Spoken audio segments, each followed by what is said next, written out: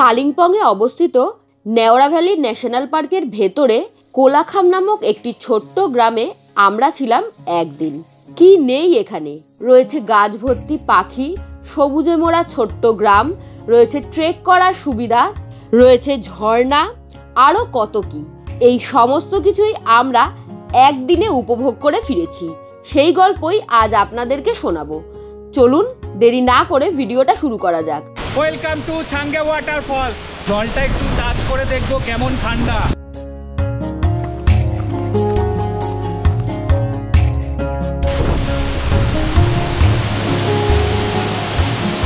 উপরে উঠতে গিয়ে অবস্থা খারাপ।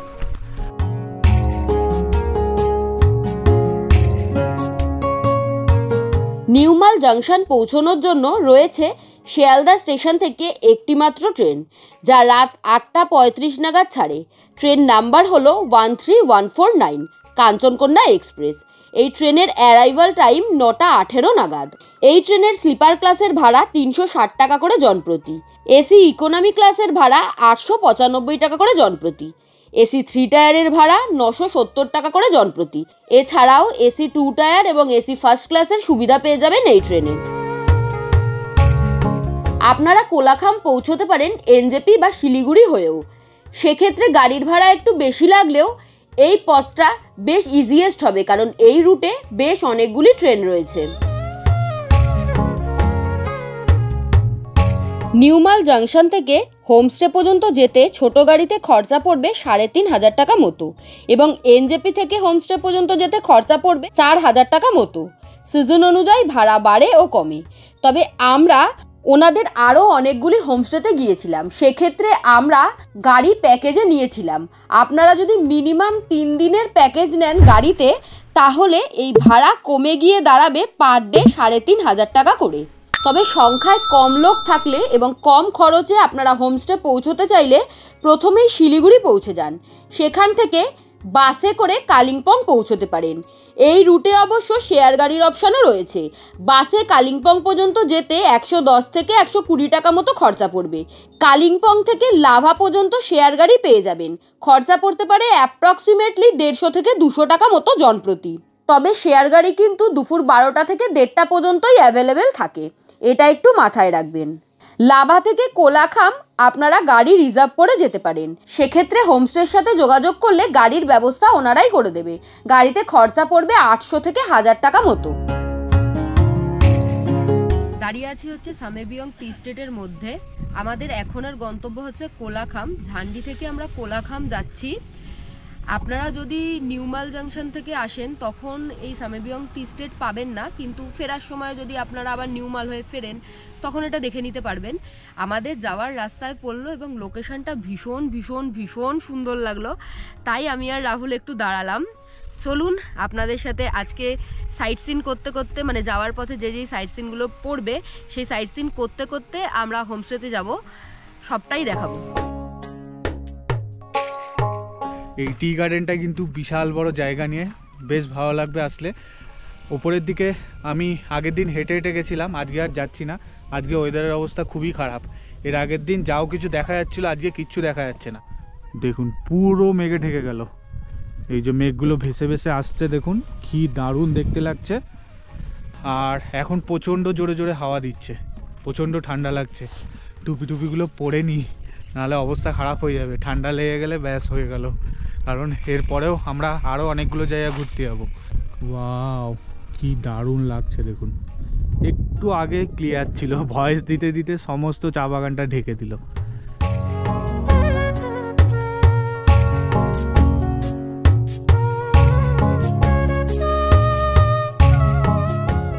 আমি এখন যেখানে দাঁড়িয়ে আছি এই রাস্তাটা হচ্ছে, এই আমার পেছনের যে রাস্তাটা দেখছেন এই রাস্তাটা সোজা চলে গেলে হচ্ছে নিউমাল জাংশন পড়ে। আমরা হচ্ছে এই রাস্তাটা দিয়ে আসলাম। এখানে দেখুন একটা হোর্ডিং লাগানো আছে, এই সামেবিয়ং টি গার্ডেন, যে অ্যারো দেওয়া আছে। আমরা এই রাস্তাটা দিয়ে আসলাম। এই রাস্তায় সোজা চলে গেলে হচ্ছে সামেবিয়ং টি গার্ডেনটা পড়ে। আর আপনারা যারা নিউমাল জাংশন থেকে আসবেন তাদের এই রাস্তাটা দিয়ে আসতে হবে। একটু পরে লাভা মনেস্ট্রি পড়বে। এরপরে আমাদের নেক্সট স্পট হবে লাভা মনেস্ট্রি। আজকে বেশ অনেকগুলো সাইট সিন আছে, অনেকগুলো স্পট আছে, আপনাদেরকে দেখাবো। আমরা যে সাইট সিনগুলি করেছিলাম সেগুলি বাদেও অন্য অনেক সাইট সিন, মানে কালিম্পংকে ঘিরে যে সমস্ত সাইট সিন করা সম্ভব সেগুলো এখান থেকে করা হয়। এখন আসলাম হচ্ছে লাভা মনেস্ট্রির সামনে। এই লাভা মনেস্ট্রির আশেপাশে না প্রচুর আপনারা খাবারের দোকান পেয়ে যাবেন। পর এখানে কিন্তু খাবারের দোকান, ম্যাগি, মোমো, চাউমিন সমস্ত কিছুই পাবেন। এছাড়াও কিন্তু এখানে ওয়াশরুমেরও ব্যবস্থা আছে। এটা হচ্ছে লাভা মনেস্ট্রির গেট, এই গেটটা দিয়ে এন্টার করতে হবে।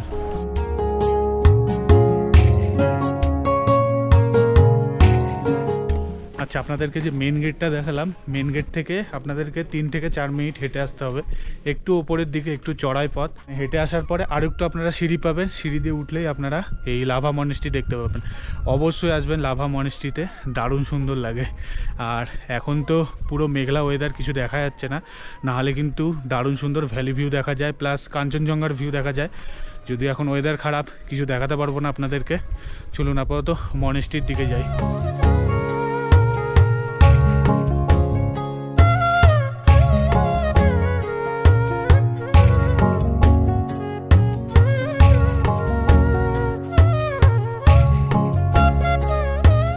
হ্যালো, আমাদের গাড়িটা কিন্তু এখন বাঁ দিকে টার্নিং নিয়ে নিল। এই যে আপনাদেরকে দেখালাম, আমরা বাঁ দিক থেকে টার্নিং নিয়ে নিলাম। এই যে এটা হচ্ছে চেকপোস্ট, নেওড়া ভ্যালি ন্যাশনাল পার্কের চেকপোস্ট। এখানে আমাদেরকে আধার কার্ড শো করাতে হলো, আমাদের ডিটেলস সমস্ত কিছু লিখে নিল, কোনো টাকা পয়সা নিল না। আমাদের যে কাজগুলো বাকি ছিল, যে ফর্মালিটিসগুলো, সমস্ত কিছু শেষ হয়ে গেছে। চলুন এখন গাড়িতে উঠি। এই রাস্তাটা কিন্তু প্রথমবার যাব, এর আগে কোনো দিনও যাওয়া হয়নি। এই গাড়িটা করে কিন্তু আমরা আজকে ঘুরছি, আমাদের হোমস্টে থেকেই পাঠানো হয়েছে, মানে আমরা হোমস্টে থেকে বুক করেছি এই গাড়িটা। চলুন গাড়িতে উঠি। এই নেওড়া ভ্যালি ন্যাশনাল পার্কে ঢুকতে গেলে আপনাদেরকে বললাম যে আইডি কার্ড লাগে, আধার কার্ড, ভোটার আইডি কার্ড, যে কোনো একটা আইডি কার্ড কিন্তু অবশ্যই ক্যারি করবেন। চেকপোস্ট থেকে কিছু দূর এগিয়ে আসার পরে এখানে দেখছি দুটো রাস্তা ভাগ হয়ে যাচ্ছে। এখানে অ্যারো দেওয়া আছে। কোলাখামের রাস্তা বাঁ দিকে চলে যাচ্ছে, আর রাচেলা পিক বলছে এই রাস্তাটা, বাঁ দিকের রাস্তা দিয়ে আমরা সোজা চলে যাব কোলাখামের দিকে। আর ডান দিকে যদি যান তাহলে এটা হচ্ছে নেওড়া ভ্যালি ন্যাশনাল পার্ক পড়বে এই সাইডটায়। আপনারা চাইলে কিন্তু এই নেওড়া ভ্যালি ন্যাশনাল পার্কেও ঘুরতে পারেন, তবে এই চেকপোস্টটা দেখালাম নেওড়া ভ্যালির, এখান থেকে টিকিট হয় না। টিকিট করতে গেলে আপনাদেরকে এখানে লাভা ফরেস্টের কোনো অফিস আছে, সেখান থেকে টিকিট করতে হয়। আমিও এক্স্যাক্ট জানি না, আপনারা চাইলে কিন্তু এখানেও সাফারির গাড়ি করে ঘুরতে পারেন। আমাদের হাতে তো টাইম নেই। বেসিক্যালি কিন্তু আমরা এখন নেওড়া ভ্যালি ন্যাশনাল পার্কের মধ্যে দিয়ে যাচ্ছি। ডান সাইডের যে রাস্তাটা দেখালাম ওটা একটু ডেন্স ফরেস্ট, তবে এখানে যেতে যেতে প্রচুর পাখি দেখতে পাচ্ছি, মানে ক্যামেরায় কত দূর কি ধরা পড়ছে জানি না। নেওড়া ভ্যালি চেকপোস্ট আপনাদেরকে দেখালাম, ওই চেকপোস্ট থেকে কোলাখামের দূরত্ব মাত্র 8 কিলোমিটার। তবে মাত্র 8 কিলোমিটার বলাটা ভুল হবে, কারণ হচ্ছে রাস্তার কন্ডিশন খুবই বাজে, মানে যেতে বেশ অনেকটা টাইম লাগবে। 40 মিনিট 8 কিলোমিটার রাস্তা, 40 মিনিট টাইম লাগবে। সামনের রাস্তাটা দেখুন কি সুন্দর। আমাদের যিনি ড্রাইভার দাদা, ওনাকে বললাম এই পাইন ফরেস্টের মধ্যে দাঁড় করাতে। কি সুন্দর দেখুন জায়গাটা, দারুণ অসাধারণ জায়গা। মানে এই পাইন ফরেস্টের সিনিক বিউটি কিন্তু পুরো আলাদা রকমের, দারুণ লাগছে, দারুণ। দেখুন কতগুলো রয়েছে, ওরা আমাদের দেখে ভয় পেল। একটা পুচকি রয়েছে দেখুন, উলি বাবলি, উলি বাবলি বাবলি, কি কিউট পুচকিটা। মার পাশে গিয়ে বসলো, মার কাছে মনে হয় সবাই সেফ ফিল করে। পুরো ফ্যামিলি বসে আছে এখানে।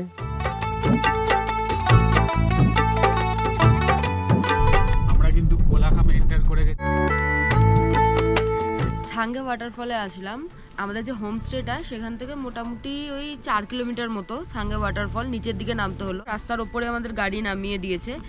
নিচে অনেকটা ট্রেক করে নামতেও হবে, উঠতেও হবে। চলুন টিকিট কাটতে হবে নিচে যাওয়ার জন্য, দেখি কত টাকা করে কি নেয়। এই যে ছাঙ্গে ওয়াটারফলসে যাওয়ার জন্য কিন্তু এন্ট্রি ফি লাগলো পার হেড 20 টাকা করে।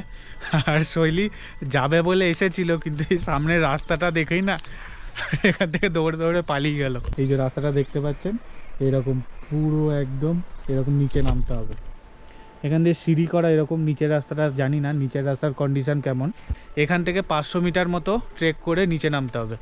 ওই ড্রাইভার দাদা বলছিল ওই আসা যাওয়া নিয়ে মোটামুটি ধরুন 1 ঘন্টা মতো সময় লাগবে, দেখা যাক কতক্ষণ টাইম লাগে। এখানে কয়েকটা দোকানও দেখলাম, এই দোকানটা থেকে আমি টিকিট কাটলাম। চলুন এখন নিচের দিকে নামা যাক, মানে যেটার জন্য আসা সেটা আপনাদের আগে দেখায়। চলুন, এখন টাইম আপডেট হচ্ছে 1:37। রাস্তার কন্ডিশন তো দেখছি আপাতত ভালো, সিঁড়ি করা। এখান থেকেই কিন্তু ওয়াটারফলসের জলের আওয়াজ পাওয়া যাচ্ছে। এরকম হচ্ছে রাস্তার কন্ডিশন। একটু নামার পরে একটা দোকান দেখতে পেলাম যেটা বন্ধ আছে আপাতত। এখানে বসার জায়গা আছে, এই যে বসে আপনারা চাইলে একটু রেস্ট নিয়ে নিতে পারেন। আর যারা নিচ থেকে হেঁটে হেঁটে আসছে তাদেরকে জিজ্ঞাসা করলাম কতটা দূর, বলছে সবে তো এখন স্টার্টিং। চলুন যাই, এরকম অনেক জায়গায় গেছি, অভ্যাস আছে আমার। চলুন দেখা যাক কি হয়। তবে যারাই আসবেন একটু সাবধানে। কত দূর এখান থেকে? ও অনেকটা, কষ্ট হবে না, উঠতেটা কষ্ট। আচ্ছা, সব কোথা থেকে এসেছেন? কোথা থেকে? হাওড়া কলকাতা। হাওড়া কলকাতা, আচ্ছা ঠিক আছে, চলুন মজা করুন। Thank you. তো আমাদের ওই দিক থেকে এসেছে ওনারা, বলছে নামতে অতটা কষ্ট হবে না কিন্তু উঠতে অবস্থা খারাপ হয়ে যাবে। এরকম রেলিং করা আছে দেখুন, দেখুন।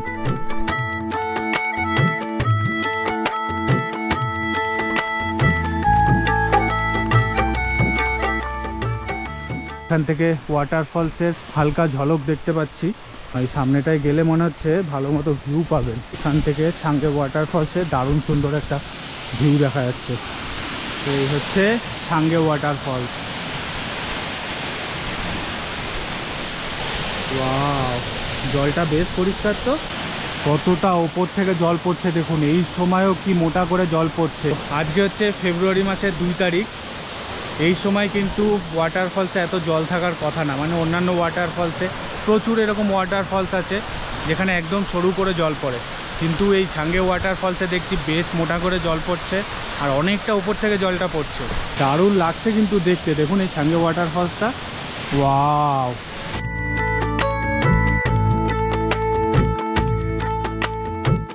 বেশ অনেকটা এখনও নামতে হবে। ওপর থেকে দেখাচ্ছিলাম আপনাদেরকে ভিউটা, এখনও কিছুটা দূর ট্রেক করে যেতে হবে।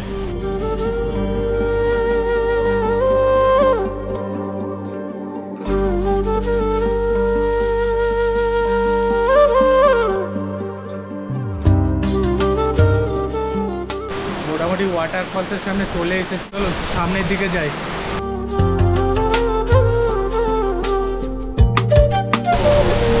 Welcome to ছাঙ্গে waterfall.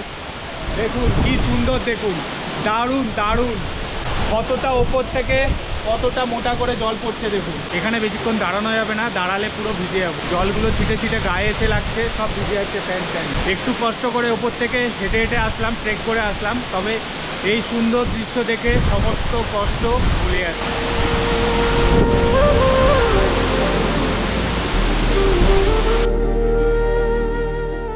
জলটা একটু টাচ করে দেখবো কেমন ঠান্ডা। পুরো বরফ গলা জল, প্রচন্ড ঠান্ডা, প্রচন্ড ঠান্ডা। নিচে দেখুন সমস্ত নুড়ি পাথর দেখা যাচ্ছে, এতটা পরিষ্কার জল। গরমকালে আসলে কিন্তু এই জলে স্নানও করতে পারবেন। ছাঙ্গে ওয়াটারফলসের সামনে বেশ অনেকটা টাইম কাটালাম, বেশ ভালো লাগলো।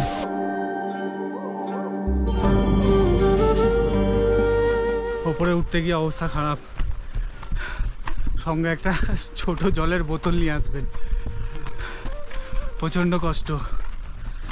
আপনাদেরকে যাওয়ার সময় দেখাচ্ছিলাম না বসার জায়গাগুলো, এগুলো করে বেশ ভালোই করেছে, নাহলে অবস্থা খারাপ হয়ে যেত। একটু বসলাম, নিচেও একটা জায়গায় বসেছিলাম। বারবারই বলছি, যাদের হাঁটতে প্রবলেম হয় পাহাড়ি রাস্তায় তারা কিন্তু আসবেন না, মানে মাঝ রাস্তায় গিয়ে ফেসে যাবেন। আপনাদেরকে বলেছিলাম ওপরে উঠে টাইমটা দেখাবো, এখন 3:02 বাজে। 1:37-এর সময় এখান থেকে নামা স্টার্ট করেছিলাম, আরও আগে চলে আসতে পারতাম। ছাঙ্গে ওয়াটারফলসের সামনে গিয়ে অনেক ছবি তুলেছি, ভিডিও করেছি, তার জন্য আরও টাইম লাগলো। নাহলে ওই মোটামুটি ধরুন 1.5 ঘন্টা যাতায়াত মিলিয়ে টাইম লাগবে। অনেকটা টাইম হয়ে গেছে, লাঞ্চ টাঞ্চ কিচ্ছু হয়নি। চলুন একবারে হোমস্টেতে গিয়ে দেখা হচ্ছে। আমরা যে হোমস্টেতে রয়েছি সেই হোমস্টেটির নাম হলো সাইলেন্ট ভ্যালি হোমস্টে। আমাদের রুমটা তো দেখলামই, এবার আপনাদেরকে দেখানোর পালা। বাইরে কেন এলাম সেটা বলি। একটা জিনিস দেখানোর জন্য বাইরে আসলাম, সেটা হলো এই যে এই গাড়িটা করে আমরা আসলাম, রাস্তায় পার্ক করেছে আমাদের গাড়িটা। আর এই যে রাস্তা, রোড লেভেলে একদম হোমস্টে। এই রুমটা আমাদের। রুমে যাব তার আগে বলি যে রোড লেভেলে কেন দেখাচ্ছি। অনেকেই আছেন যারা বয়স্ক, সিঁড়ি দিয়ে ওঠানামা করতে তাদের প্রবলেম হয়, ফলে রোড লেভেলে যে কোনো হোমস্টে হলে বা থাকার জায়গা হলে তাদের সুবিধা হয়, এটার জন্যই বলা। আসুন এবার ভেতরে যাই। এই হলো আমাদের রুম, 2 নাম্বার রুম আমাদের। এটা বেশ বড় মাপের বিছনা রয়েছে, যাতে 3 জন আরামসে অ্যাডজাস্ট হয়ে যাবে, এবং কম্বল, টাওয়াল, সাবান, শ্যাম্পু সমস্ত কিছু দিয়েছে, যেগুলো সমস্ত একটু ঠিকঠাক হোমস্টেতে প্রোভাইড করে থাকে। এখানে একটা বেশ বড় মাপের মিটার রয়েছে এবং বেশ পুরনো জিনিসটা আর কি, সেটা আমার বেশ ভালো লাগলো। এই হোমস্টেটাও কিন্তু দারুণ সুন্দর, পুরো কাঠ দিয়ে করা। হ্যাঁ, মানে ভেতরের ফিনিশিংটা পুরো কাঠ দিয়ে করা। এখানে শেলফ রয়েছে কাঠ দিয়ে করা, চেয়ার দিয়েছে যেটাও প্রায় এতের, কিন্তু কালারটা উডেন করা, তাই ঘরের ইন্টেরিয়রের সাথে বেশ ভালো লাগছে। এখানে একটা বেড সাইড টেবিল রয়েছে, যেখানে চায়ের সমস্ত সরঞ্জাম রয়েছে, ইলেকট্রিক কেটেল রয়েছে।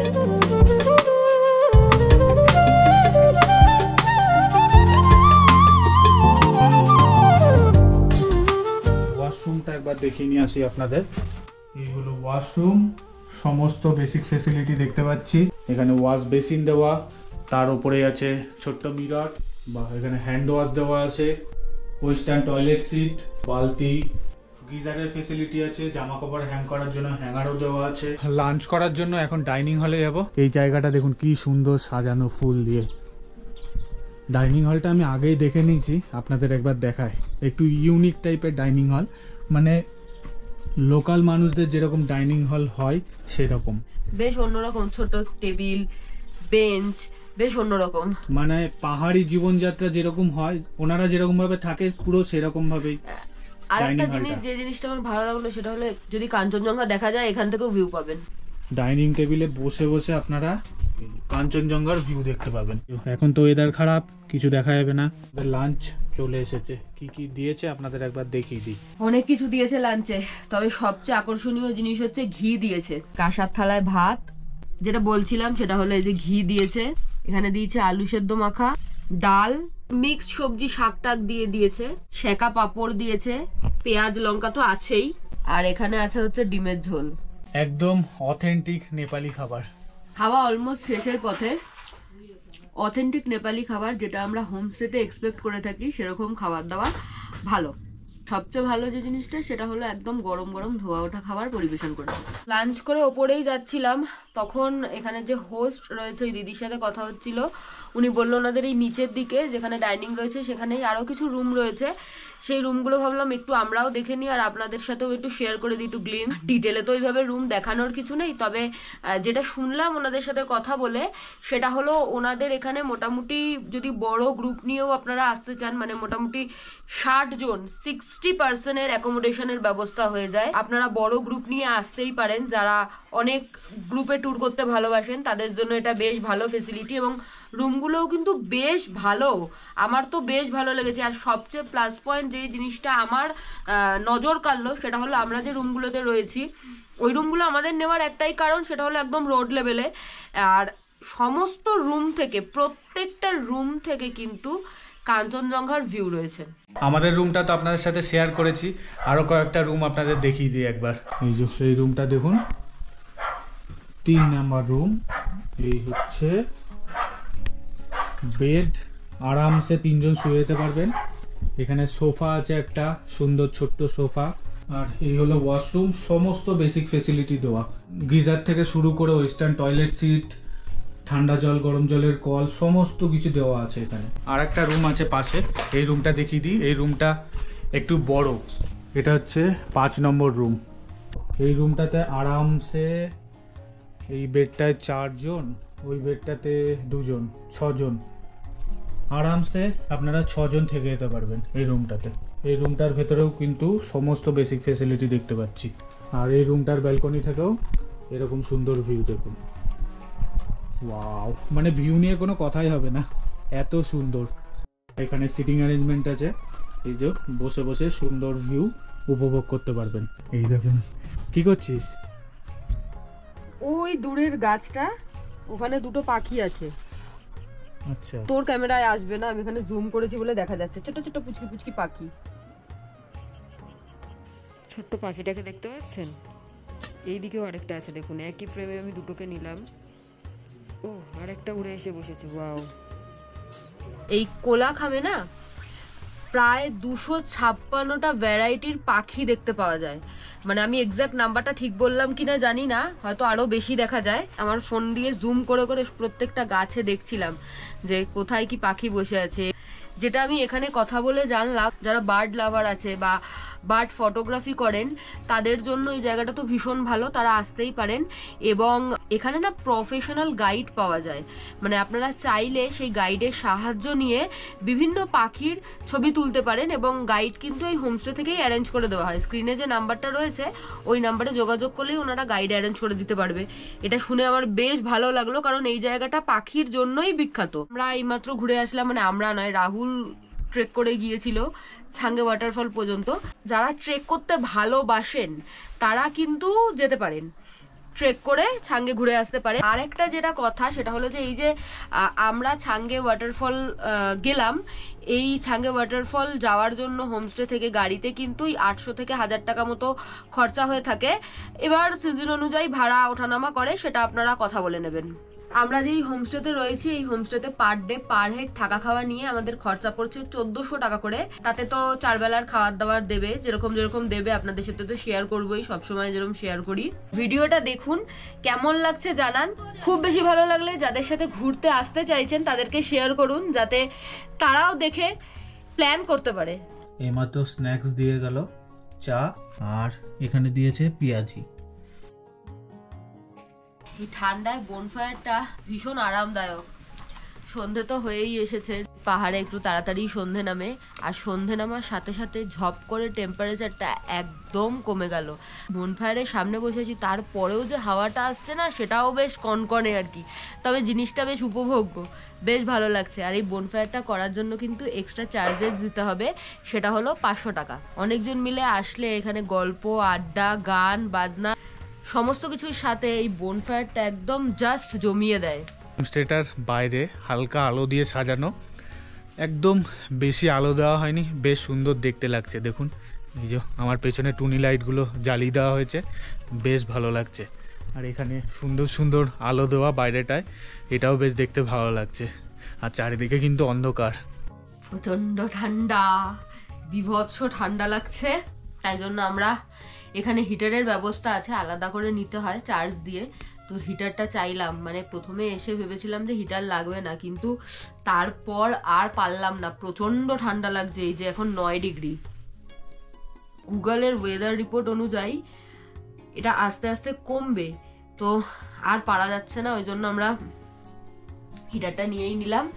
এই হিটারটার জন্য এক্সট্রা 400 টাকা পে করতে হচ্ছে আমাদেরকে। এখন আমাদের ডিনার এসে হাজির হয়েছে।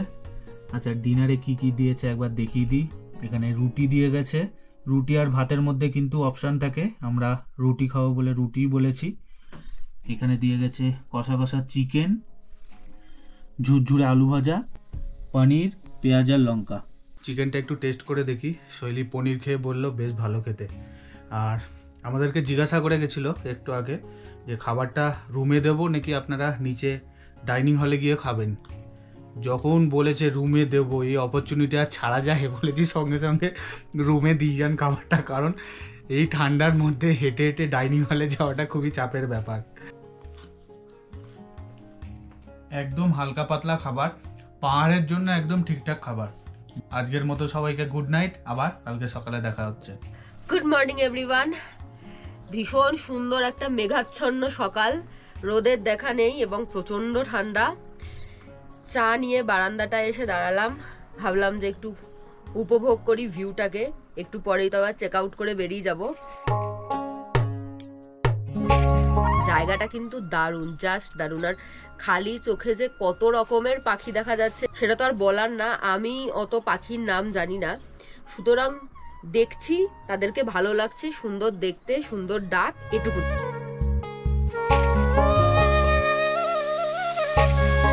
এই হলো আমাদের ব্রেকফাস্ট। চা যদিও সকালবেলায় দিয়ে যায়, আমরা বলেছি ব্রেকফাস্টের সাথে দিতে। এখানে চা দিয়েছে, আলু সবজি, রুটি দিয়ে গেছে, বেশ মোটা মোটা রুটি। কালকের রুটিগুলো বেশ মোটা মোটা ছিল। সকালবেলায় লুচিটা আমরা একটু অ্যাভয়েডই করি, কোনো জায়গায় না থাকলে তখন বলি যে দিতে। যাই হোক, আমরা ব্রেকফাস্টটা করি, ব্রেকফাস্টটা করে আবার দেখা হচ্ছে। এখন আমরা চেক আউট করে বেরোচ্ছি কোলাখাম থেকে। হালকা হালকা বৃষ্টি বৃষ্টি পড়ছে আর কি, ওয়েদারটা একদম খারাপ হয়ে গেল। কোলাখামের এই ভিডিওটা এখানেই শেষ করছি। আশা করছি ভিডিও ভালো লেগেছে। ভালো লাগলে please do like, share and subscribe. Thank you for watching.